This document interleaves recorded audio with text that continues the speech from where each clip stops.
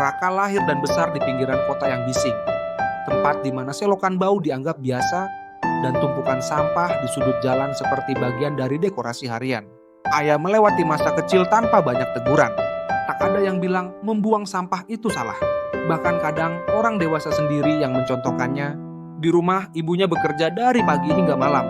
Ayahnya merantau. Raka tumbuh dengan sendirinya, ditemani gawai dan suara televisi. Ia belajar bahwa asal gak ribet adalah cara hidup paling aman. Saat sekolah dasar, ia pernah melihat seorang temannya ditegur karena membuang bungkus permen sembarangan. Tapi setelah itu, tidak ada yang berubah. Tidak ada sanksi, tidak ada kelanjutan. Semua kembali ke kebiasaan lama. Acuh! Bagi Raka, dunia luar seperti tak butuh kepedulian. Ia pun tumbuh jadi remaja yang cepat lelah dengan hal-hal kecil. Buang sampah sembarangan. Cuma plastik kecil. Lagian ada petugas kebersihan kan? Ia bahkan sempat berpikir, kalau lingkungan kotor itu bukan salahku, itu urusan orang lain. Tanpa sadar, pikirannya dibentuk oleh lingkungan yang diam, yang membiarkan keburukan jadi rutinitas. Hingga suatu pagi, satu bungkus plastik jatuh di dekat sepasang kaki tua, dan hidupnya perlahan berubah.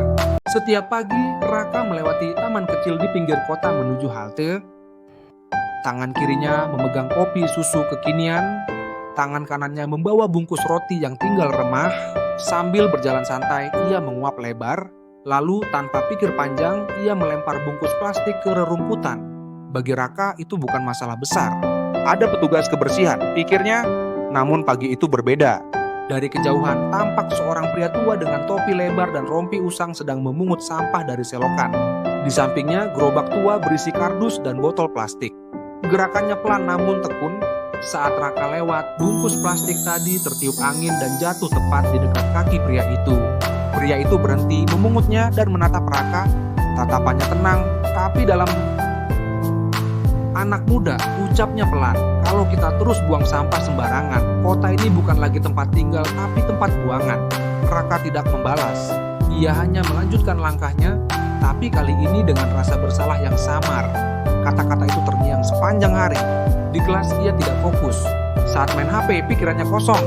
Bahkan malamnya ia menatap langit-langit kamar sambil memikirkan kembali pertemuan itu. Keesokan paginya, Raka bangun lebih awal. Ayah membawa kantong plastik kosong dari rumah. Di taman yang sama, ia mulai memunguti sampah. Pelan, kikuk, tapi terus berlanjut. Beberapa orang lewat dan melihatnya heran. Tapi ia tetap melanjutkan. Aneh, tapi ada rasa lega. Dito, temannya, lewat dan melihat Raka jongkok di rumput. Lu ngapain? Kena hukuman? Raka tersenyum kecil. Enggak, iseng aja. Cobain jadi orang berguna. Dito tertawa lalu ikut membantu. Tidak lama, Ana ikut bergabung. Mereka bertiga memunguti sampah setiap pagi sebelum sekolah. Dalam seminggu, 3 taman kecil di sekitar kompleks sudah jauh lebih bersih. Foto-foto mereka tersebar di media sosial. Banyak yang memberi komentar positif.